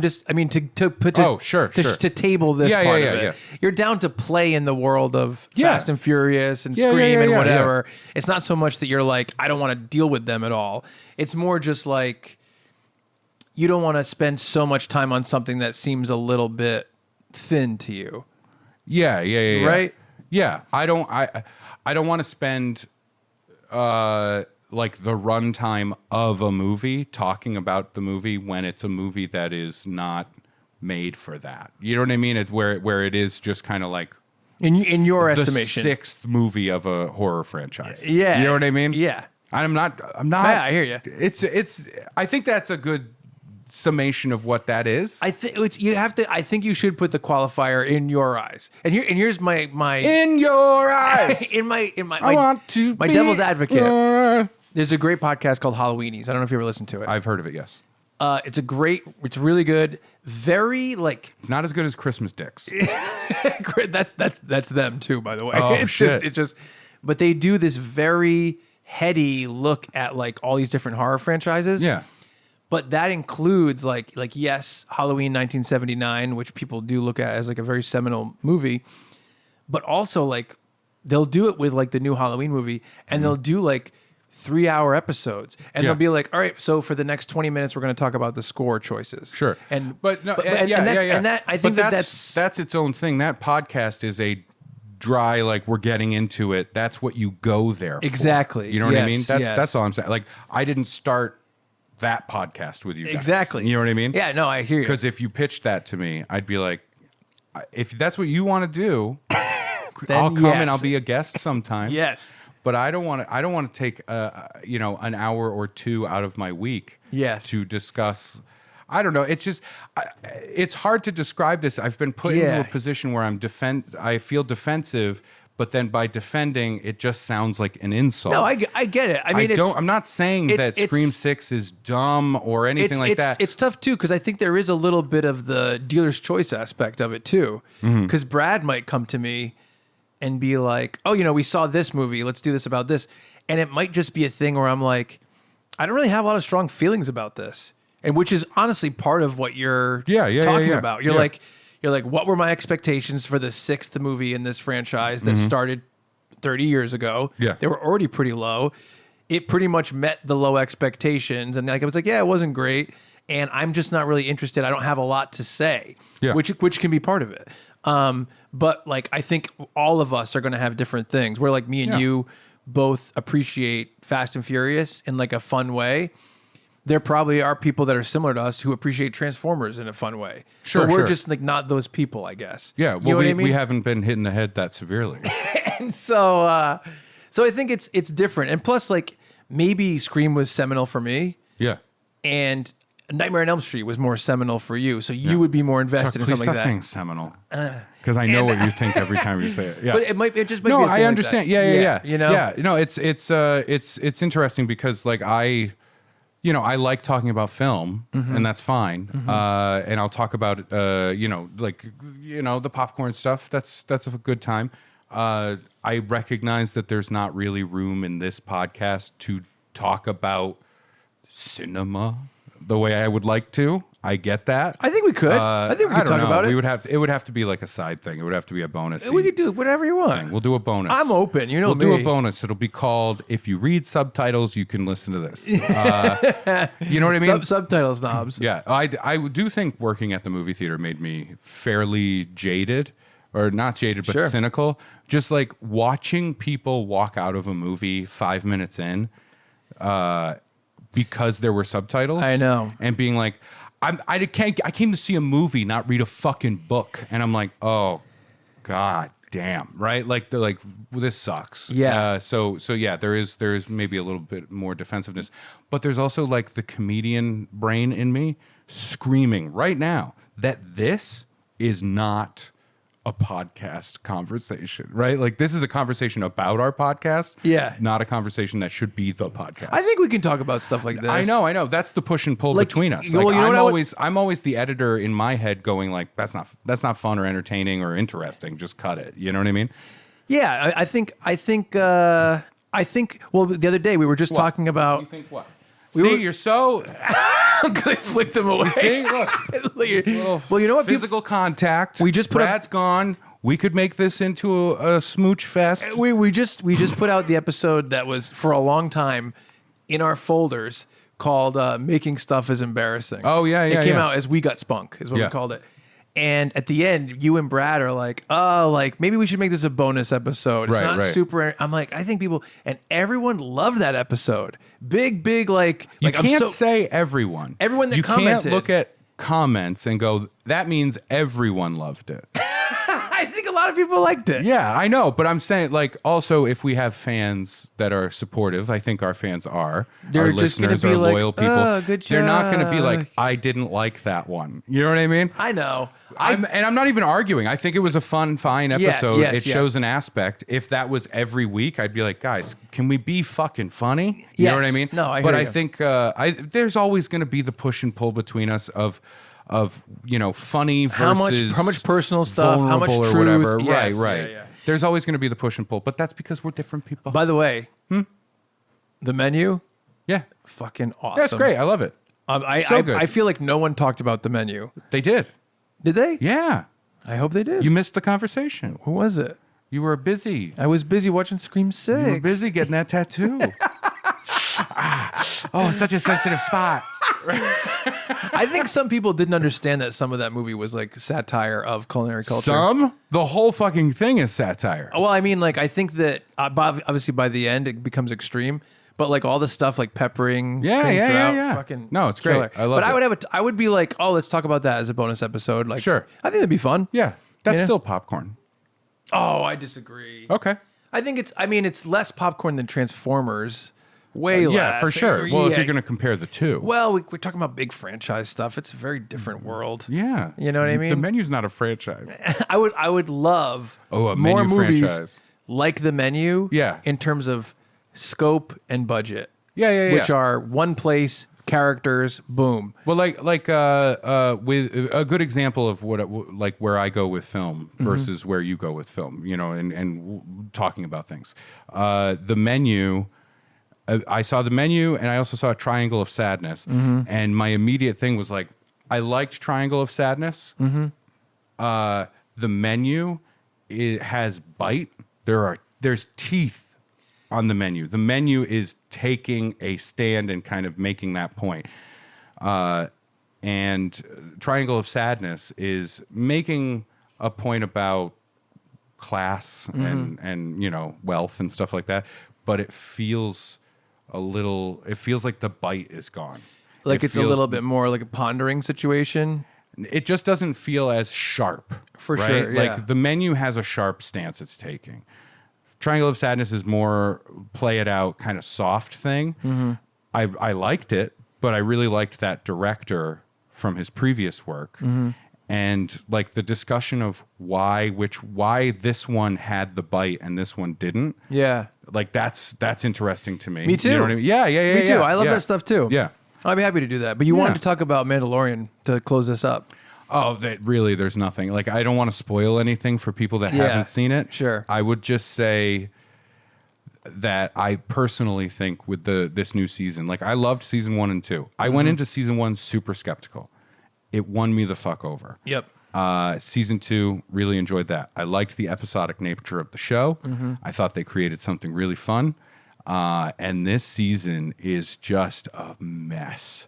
They don't know what they're doing, like in terms of where to go. Like the tone is all over the place. Yeah. It'll go from like big drama to wacky bullshit in a whiplash kind of way. Yeah. The odd thing is like the character of the Mandalorian, because there's the race of the Mandalorian. Yes, for sure. Din Djarin, who's the Mandalorian, is like a fucking side character in this season. It's all this other character. It's her story now. Yeah.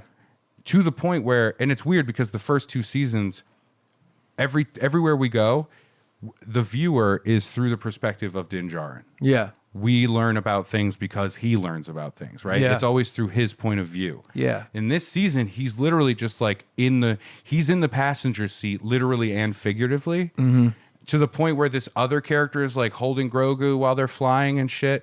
They don't know what to do with Grogu because they sent him off, but now they've brought him back in 2 episodes of a different show, the Boba Fett show. I know. And now he's back, and they did a thing this last episode where they put him in a droid Yeah. body. I won't say what droid, and gave Krang him from Turtles. they gave him. That's what he looks like, and it gave him little mechanisms to control the body. Yeah. But what gets me is that looks dumb as shit. Please don't do that, right? And I think their thinking is like, well, now he's more mobile than just being in that floaty pod. Yeah, right. And I'm like, that robot was janky when it was alive. Yeah. You know what I mean? Yeah. And this is a robot we knew that did things. The character of the robot, right? The character of it.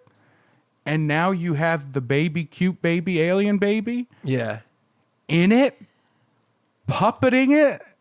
It's a corpse. I have no idea about the show, and this is going to be C-3PO. No. It's not? No. Really? It's a No. Have you seen any of Mando? Only some of season 1. Oh, okay. There was a droid introduced in season 1. Oh, okay. I see. IG-11. Okay, yeah. It has like a hunchback? No. Okay. It's very thin and stick-like. Okay. IG-11. Okay. I know. He was by- shooting. Yeah. I remember him, yeah. So, like, by the end of that season, like, it sacrifices itself for the good of everybody, yes, right? It's a fucking hero. Yeah. This season, we get introduced to it. It's literally a statue in the town for how heroic this droid was. Yeah. And then for comedy, they put the baby alien in its gut and have it moving it around using Taika Waititi's voice still. Yes, no. And having Grogu do baby shit. That is interesting. And I'm like, you put him in the corpse of a character. Yeah. That's insane. Yeah. That's like sticking him in Queel, the alien that dies at the end of the season there. Yeah. Voiced by not Gary Busey, the other one. Oh, hell. Nick Nolte. Yeah. There we go. Nick Nolte. Yeah. That's like putting him in that corpse. It's like it's rotting, but if you pull on the nerves, it'll move. And I'm like, what are we? This is insane. And it's so strange to see this show that was episodic, episode to episode. Our character goes and has an adventure, to this season being like, yeah, he's over there. He's over there. This shit's happening. I think what's happened is Dave Filoni, who wrote a ton of the like animated shows post. More like Dave Filonius. No. Who? Yeah, that's what I'm saying. Oh, okay. No, like he wrote a bunch of like the animated shows and stuff, like post prequels. Sure. Like Clone Wars. Yeah, and he was in as like an advisor with Favreau for the first 2 seasons. Yeah. I think they've given him more pull, and he's bringing all of his animated show ideas, and it's like, dude, too much shit. You're now continuing the story that you did in your cartoon. What is going on here? And the show, they are adding so many fucking things to it because they want to branch them off. This is what I was just going to say. I was going to say that a lot of times now it feels like original storytelling gets infected by the possibility of franchise. Yeah, so And they're it's just like, well, we're it's going to spin this off. We're going to spin this off. Look, Ahsoka Tano's getting her show because we had her appear here. So now let's start introducing all of these threads. This is so the there issue. can be a Bo-Katan show. Yeah. There can be a Armorer show. There can be a Grief Karga show. And you know what they actually probably do? They probably say, let's plant 6 seeds. Yeah. And the 3 that are most successful and the people that, you know, that they get the most response, those are the ones we'll invest more money to. Right. And what happens is, and this is kind of my overall thing with this, is you used to have 100% of your runtime dedicated to your original story. Yeah. And now 40% of that runtime has to be planting seeds for other I know. possible It stories. Sucks. It sucks so bad. So it always feels kind of truncated and a little bit thinner than it should. So, like, this is a great example. Mando, I make no qualms about it. That's fucking popcorn. Yeah. That is a Disney toy shoved in my face. Yeah. I get it.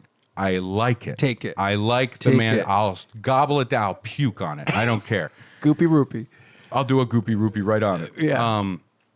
What if there was an alien named Goopy Roopy, and it was just drooling all over the My place? my favorite one you ever did for George Lucas was you did. What if there was an alien? I wonder what he'd look like if his name was like. And you said some name, and then you went. "Ew." Yeah. It was like, what if there was an alien named Leaf Babble? What would that look like? Ew. It's like whatever it is. Yeah. The idea that he's grossed out Yeah. by his own thought. But that's the thing is like I'll talk about that. I eat popcorn. Yeah, You know what I mean? yeah, I yeah. eat popcorn. But this was weird. This was a weird one. That was fun. There's literally 2 different episodes that happened because there was one with the 3 of us and then there was one with the 2 of us. Well, here's my favorite thing. I'm definitely going to advertise this as what makes Brad actually walk out of an episode.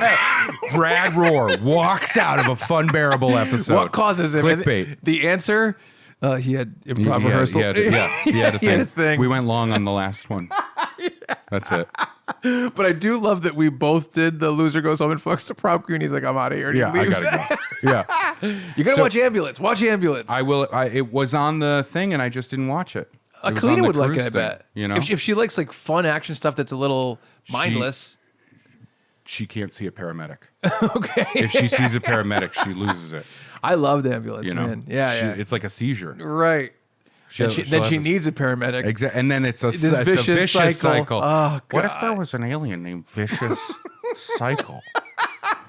And he had a big bike with knives on it. Right? What if there was an alien with a flaming skull head? Ghost Rider. Never mind. Vicious is good though. Vicious Vicious good, is yeah. like Darth Vicious. Vicious Priebus. Vic-ish. Vic-ish. No. Vicious Priebus. Plumbo. What if there was an alien named Plumbo and he solved mysteries and he smoked us? No, that's Columbo. He keeps coming up with stuff that exists. Yeah. What if there was like a race where they were like yellow and like bald, and then the women had big tall hair, And then this one guy was there, and he was an idiot for comic relief. And he had 2.5 kids. He had 2.5 children. One was really smart, and the other one's a troublemaker. Oh, it's the Simpsons. Damn. Oh, shit. Shut Cancel the... They're already in shooting.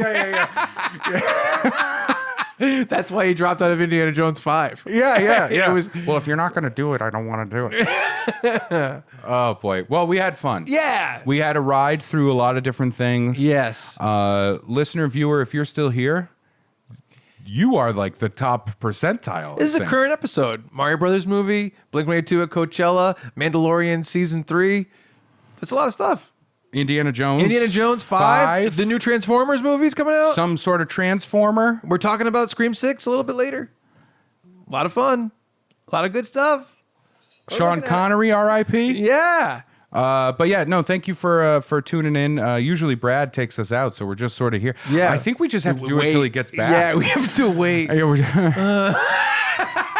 We're so like so you can hungry. see our lips are all chapped and stuff, and it's like He runs in, he goes like this. He goes, "Oh God, sorry for being Funbearable." Yeah. And we're like, we breathe. But I love the idea of just us exhausted and just like, what if what if you were in Mario Brothers and who would you would you rather have sex with Toad or a shy guy? I was hoping you would go. What if you would you? You actually die in the middle of the sentence. Yeah. That's it, buddy. Yeah, let's get out of here. Pretty good time. Reach out to us on funbearablepod@gmail.com or any of our social media that has Funbearable in the name as well. Or you can find us personally on the street or in our homes. Yes. And let us know what you think about any of the topics that we brought up. A real amuse-bouche Yeah. of topicry here. It's my favorite boosh. Oh, boy. Amuse? Are you kidding me? I love amuse-bouche. I love a lose-bouche as well. Yeah. Top 2. A loose boosh.